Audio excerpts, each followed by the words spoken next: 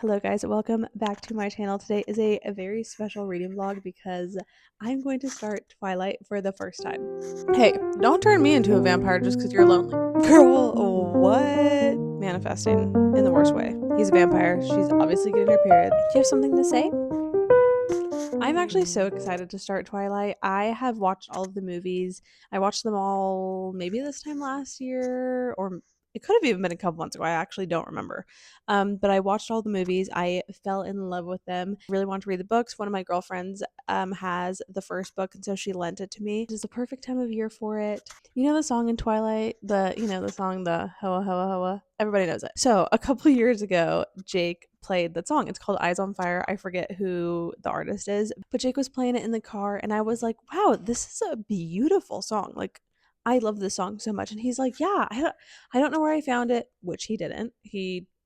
I don't know how he came across it, but he was like, yeah, I really like this song. I just found it. Like, she has a beautiful voice, yada, yada. So we would listen to it all the time. I would always ask to play it. We would always listen to it. And then I watched Twilight for the first time. And I was like, oh my God. One, we're not original at all. Two, this is a song. Three, I'm pretty sure this song was made for this movie. So, like, how could we have been so far off that we had no idea? So, anyways, needless to say, he was very surprised when I told him that that was a song. He did not believe me at first. So that's a funny story that I think about every time I think of Twilight. But I'm very excited to read it. It's also like 10:14. We just got back from some haunted houses, but I'm feeling my second wind. I'm gonna go sit in Jake's game room slash office, and I think he has like a red light in there that's on right now. So I'm just gonna get situated on the couch and hunker down and start Twilight. I've also been absolutely munching on these Trader Joe's pumpkin spice teeny tiny pretzels. These are so good. So I'm gonna eat these and start reading. You can't tell me that this isn't the best vibe to start Twilight with. Do you have something to say? Thank you.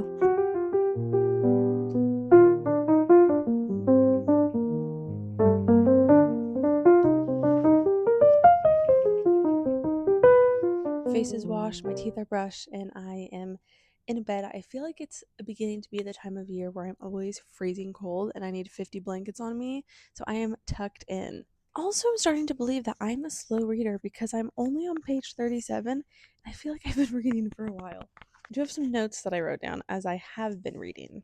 I believe Bella just finished her second day at Forks High School. She just finished making dinner for her dad, cleaning up the house, which I will say, kind of weird that she comes to live with her dad and she has to be the grocery shopper, the dinner maker, the dinner cleaner upper, the dishwasher, and then she goes and does homework and then goes to school the next day.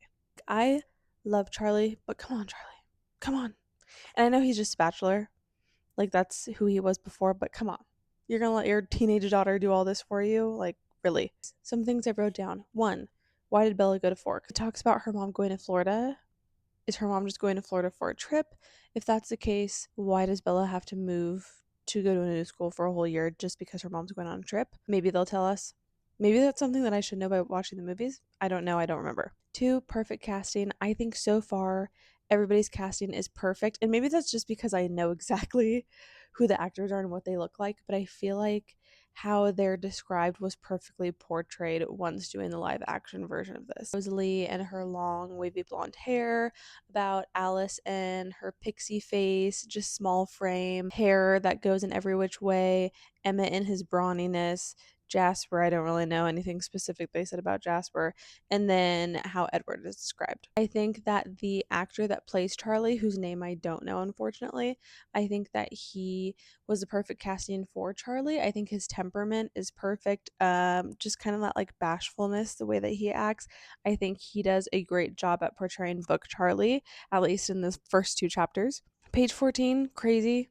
She's thinking about school. She's a little bit nervous to go into school for the first time. And she's like, well, no one's going to bite me. What am I so worried about? Girl. Manifesting in the worst way. LOLing at them talking about Dr. Cullen being in his 20s to 30s. Me being a girl in my mid 20s with friends in their 30s. That's just such a funny statement to me. This is a young adult book, and I feel like that's such an old age for young adult, for kids. It's like, oh, when you're in your 20s and 30s, oh my gosh. But like I could not be there's no way that I could. I mean, I know they're vampires. I know these people aren't actually adopted, but there's no way that I could adopt five teenagers, 500-year-old teenagers and be a doctor, which duh, I get it. I get it. But I'm like, do you guys not think that's weird? Which some people do, but I just the way that it was just so like, yeah, I guess Dr. Cullen's in his 20s and 30s with these adopted kids. Like what? I also wrote down page 35 and I need to figure out why I wrote down page 35. Oh, Bella's talking about when Charlie gets home and he puts his gun up on the wall. She says, I guess he considered me old enough now not to shoot myself by accident and not depressed enough to shoot myself on purpose. I just thought that was funny. Okay, those are the things that I had to say for now, the things that just really got stuck in my noggin. I'm going to keep on reading. Didn't Robert Pattinson say in an interview that the book was weird and shouldn't have been written because it was like fanfic? I need to go look this up. Some people are saying that it was a My Chemical Romance fanfic. So Edward was supposed to be Gerard Way. Is that? There's no way that's real. That is crazy if that's true. Also, I did find out that 50 Shades is a Twilight fanfic. I had no idea. Anyways, Twilight came to Stephanie Meyer in a dream, apparently, so love that.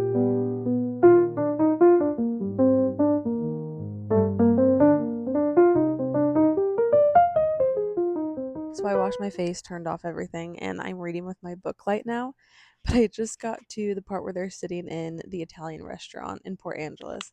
Bella says, did you ever think that maybe my number was up the first time with the van and that you've been interfering with fate? I speculated, distracting myself. That wasn't the first time, he said, and his voice was hard to hear. I stared at him in amazement, but he was looking down. Your number was up the first time I met you. Girl, what? What? My only gripe with Edward is that he's a victim shamer. Like, he's just like, you get yourself into trouble and you attract trouble and blah, blah, blah, blah. And I know that he's mainly like talking about himself, but I'm like, you are putting my girl down. And Bella's holding her own. She stands up for herself and she kind of gives jabs and sarcasm back. I'm stopping at chapter 9. It's called Theory. It's right after they leave the Italian restaurant. And I'll say, I think the restaurant scene when Edward tells Bella that he can read minds in the movie is a lot more satisfying than in the book. In the movie, he's like, I can read everybody's mind in this room. And in the book, he's more so telling her that he was able to read everybody's mind to see if they knew where she was when she was lost before he found her. So I guess in the book it is a little bit more helpful because you're getting more of an explanation of how he knew where she was, whereas in the movie you just kind of have to assume. But the movie was a little bit more satisfying. Okay, good night.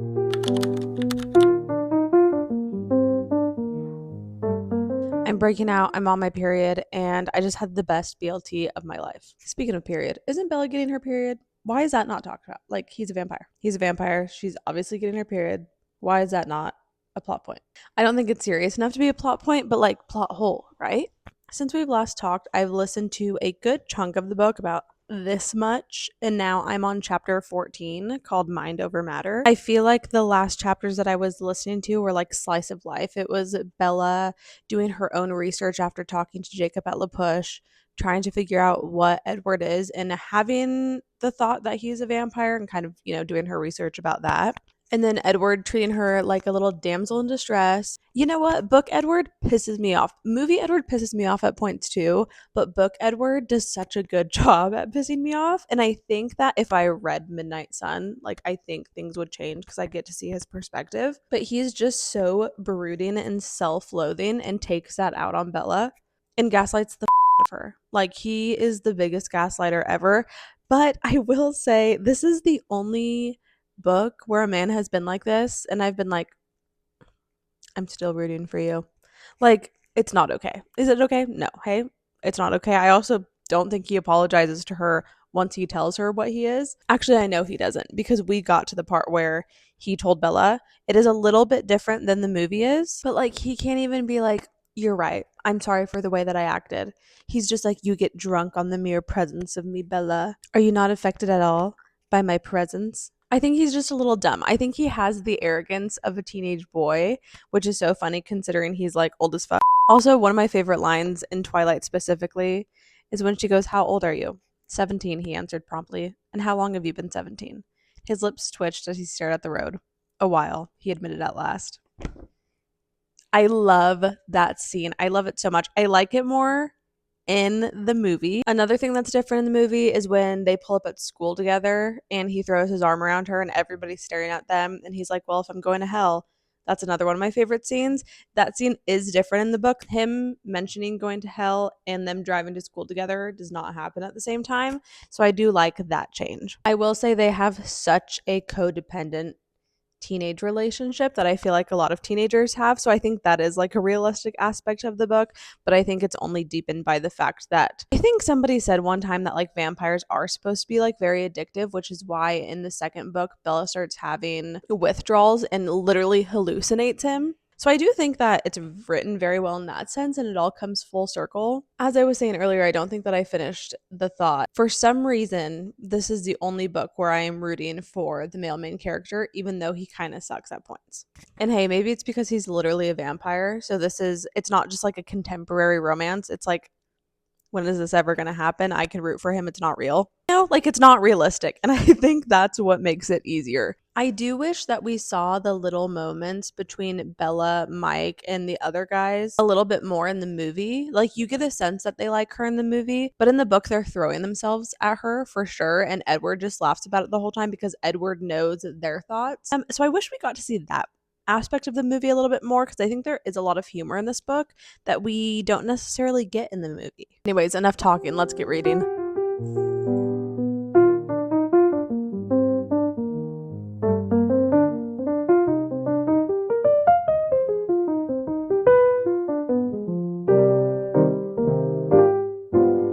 I've learned one thing that I can't stand is when she will ask him a question and he's like, well, does it matter? No, but she's curious, okay? Like, let a girl be curious, damn. Then he's like, I wonder if it will upset you. Girl, she knows you're a vampire. I think that's the most upsetting part of this, not how old you are. Is Carlisle selfish?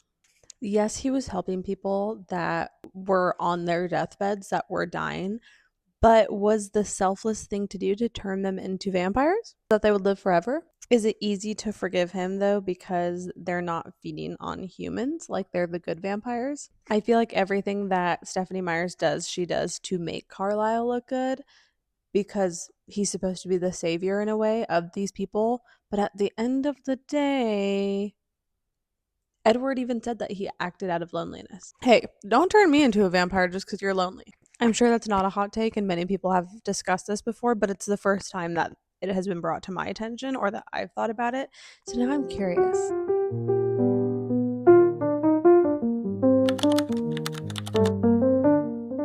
Happy Sunday. We just had dinner and watched a football game. It's still on. I think Steelers are losing. So I decided to come in here and read my book. It has taken me so long to read this book, mainly because I have been wanting to put it off for as long as possible because I don't want it to be over. I know there's like 3 books left, but I've just been enjoying this so much. We also just got back from Pittsburgh yesterday, and I did not bring it with me because I figured I wouldn't have time to read, and I honestly didn't get any reading done when we were there. So I really want to finish it today. I'm a little over halfway. I have about this much left of it. So let's try and get this finished. It's 9 p.m., but I'm not very tired and I don't have to be up early tomorrow. I love you, I whispered. You are my life now, he answered simply. Oh my god. I love this book so much. I love this book so much. These are scenes that I wish were kept in the movie because in the movie, I feel like they had not as much chemistry as these books are giving. Okay, Belle's kind of funny. Belle's got jokes. Breakfast time, he said eventually, casually, to prove I'm sure that he remembered all my human frailties. So I clutched my throat with both hands and stared at him with wide eyes. Shock crossed his face. Personally, I think that is hilarious, and I wish that they kept that in the movie. Shall I rephrase? He asked. Breakfast time for the human.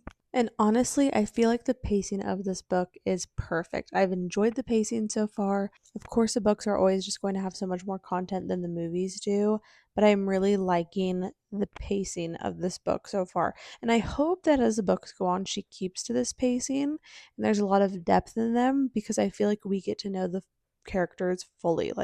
And maybe it's just because I've seen the characters, I know what they look like, but they seem like very fleshed out, in-depth characters. She literally just passed out when he kissed her. Girl, get up. Get off the floor.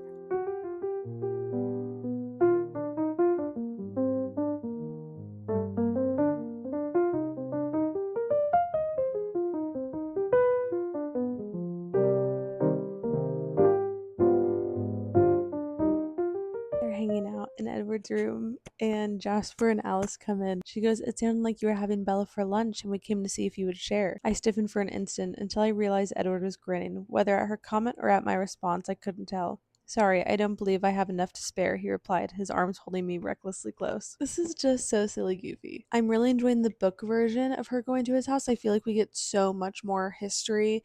We learn so much more about Carlisle, and maybe we know this in the movie, and I just never paid attention to that aspect, but I feel like we learn so much more about him. We get to see so many more fun, silly moments between Alice and Jasper and Edward and Bella. Instead of Bella just walking in and then making Italian and Rosalie smashing a bowl. There was humor in this. Why didn't they use this? And maybe I'll have this question answered for me, but I'm realizing that Alice knows that there's visitors coming. She doesn't know who, she can't really see that much, but she knows that there's going to be visitors. She also sees the weather and sees that the weather is going to be good enough to play in the clearing that it won't affect their game with the rain. So how does she not see the fact that the visitors are who they are and that they're a threat, especially if they bring Bella, and she's the one that says we should bring Bella? Is this a plot hole that like is a thing in this, or is this not a plot hole and I'm just like going really into it because I don't have my answers yet, you know? What is the extent of Alice's visions? He placed his hands against the Jeep on either side of my head and leaned forward, forcing me to press back against the door. He leaned in even closer, his face inches from mine. I had no room to escape.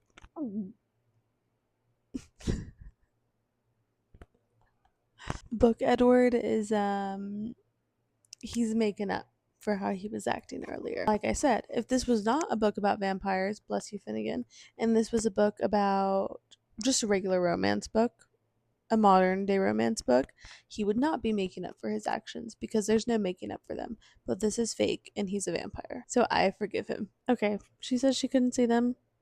She takes responsibility for not being able to see them, for reading it wrong. So I guess my question about Alice's visions was answered in a way.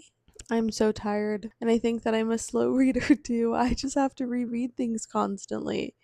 I feel like I haven't gotten much further. I am on page 375, chapter 18, The Hunt. We are about to meet, I remember their names without searching for them, Victoria, James, and Laurent.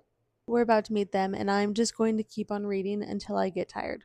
Good morning, friends. I fell asleep last night in the middle of chapter 21 when Alice, Jasper, and Bella are in the hotel room trying to wait out James. Alice all of a sudden gets a vision and realizes that James has switched spots, he's changed places, and Bella realizes that it's her mom's house. James has her mom, calls Bella, and Bella right now is deciding that she is going to go off on her own and go try to save her mom. I'm on page 425 and I have about this much left in the book. I do think that there was a really bittersweet moment at the end of chapter 19 when Jasper, Alice, and Bella are all in the hotel room together. It's on the longer side, but it says, Jasper and I looked at each other. He stood across the length of the entryway from me, being careful.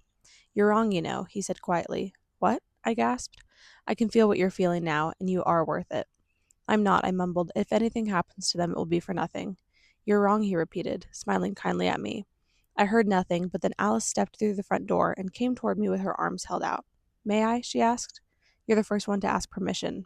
I just thought that was so bittersweet. I think that so many times Edward has told Bella that she's worth it, but hearing others that don't know her as much tell her that same thing when she already has self-esteem issues, I think that means a lot, not only for Jasper to say something, but also for Alice to ask permission. I think that Bella has lost so much bodily autonomy being with Edward because he just does stuff and he doesn't think about how she would feel. He just thinks about how it would protect her. And I think having a right to your body is another layer of protection that he doesn't know. And so Alice simply just asking and Bella being like, you're the first to ask permission, I think is a huge deal. But I was too tired to talk about it. So talking about it now. All right, let's finish this.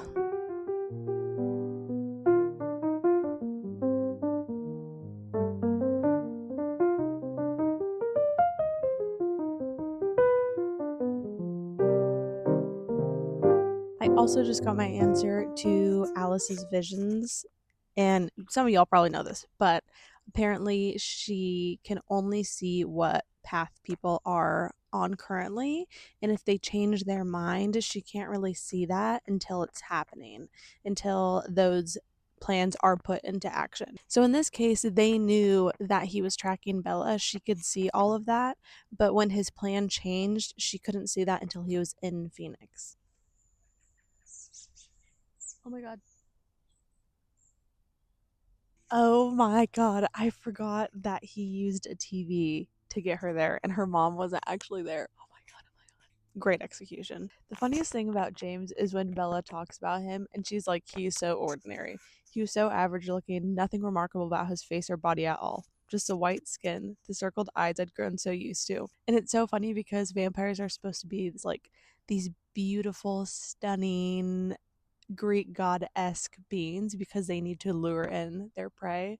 But for James to just be average, and I think that's portrayed in the movie pretty well because James, they make him look so insufferable, and I don't know if it's the blonde ponytail or what it is, but I can't stand him. Alice lore, Alice lore. Why do I not know about this? Okay, I don't love that this Alice lore is tied to James just because I feel like it was really random. They're like bringing it out now instead of both of them being shocked when they saw each other. Like, I feel like we got no sense of them even knowing each other when they were at the baseball field. I personally don't think that wrapping Alice's story into James furthers the plot by any means. And I think that the story would have been great even if they didn't do this and had Alice's story be something else. However, I'm entertained. It was a shock factor. I'm dying when everybody gets it to her. And Carlisle's like, my bag, please. Hold your breath, Alice. It will help. We also don't get that. Edward, you're killing her. We don't get that in the book. I can't believe that some of the most iconic parts of the Twilight series has come from the movie in just pure entertainment purposes. Them saying that Bella fell down flights of stairs. Girl, what? I this is part of the book and the movie that I just don't understand how they can cover up. She has a bite in her hand. That's not going to heal. If they took her to the hospital, they're going to see it. Carlisle, I think, stitched up her head already, which means that he did it like in the field. So, or the doctor's like, why didn't you just bring her in? That's kind of weird. Not only that, but she urgently leaves Forks. Her mother does not know. Charlie thinks it's because she doesn't want to be there anymore and thinks that she broke up with Edward, but Edward's whole family is in Phoenix with her. Not only that, but the ballet studio that she used to go to is destroyed and her blood is probably all over it, and there was a fire. Oh, there are a few flaws with that story, like no broken windows. Not really. Alice had a little bit too much fun fabricating evidence. Okay, maybe I should stop talking before I finish the chapter. I'm at the part where Bella's like trying to rationalize with Edward why it would make sense for him to turn her. Throughout this whole book, besides them actually being in school, I've kind of forgotten the fact that Bella is 17, 18 years old, mainly because of the content, mainly because of the way that she speaks, things of that nature. But in this conversation, I'm realizing how young she is because Edward's just like, are you crazy? She's like, I'm going to get old. We're not going to be able to be together. Reading between the lines here. And he goes, that's how it's supposed to happen, how it should happen, how it would have happened if I didn't exist and I shouldn't exist. Period. Period, Edward. It's so good. I did not think that the book was going to be this good. And you know what? 5 star. 5 star. Hey, it's 5 star. And maybe that's just because I know the movies, I know the content. And hey, there are some plot holes, there are some silly little things in here, but I love it. And I think that the book goes so much more in depth. I think that Bella has so much more personality and she has a bit of wit to her that I really love in the book. I also think that they have so much more chemistry in the book. It's making me love it so much more because you don't get to see these little conversations between them in the movie. Edward also so hoping and yearning and desperately needing Bella to understand that she wants to be a human and live her human life. I think that's such a good aspect of the book. Not only are we dealing with vampires, but we're dealing with morally right vampires that don't want to change the people that they're in love with because of the fact that they shouldn't even exist, and he has a little bit of self-loathing, so that I think that has to do with it. But I think that it is such a good way to wrap this all up to end the story.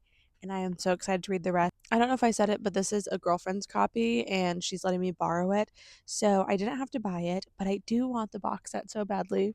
I think I'm going to ask for it for Christmas. I think I'm going to go to the library and see if I can find the other books so that I can read those. But until I do that, I do have so many other books that I need to get into reading right now. I hope that you guys enjoyed coming along this ride with me reading Twilight for the first time. If you stayed until the end, I really appreciate it. It took me a long time to get through this book, not because I don't love it, but because I did not want to part with it and because we had so much to do. So if you've stayed the whole time, I really appreciate it. Please remember to like and subscribe and do all the YouTube things, and I will see you guys in the next video. Bye.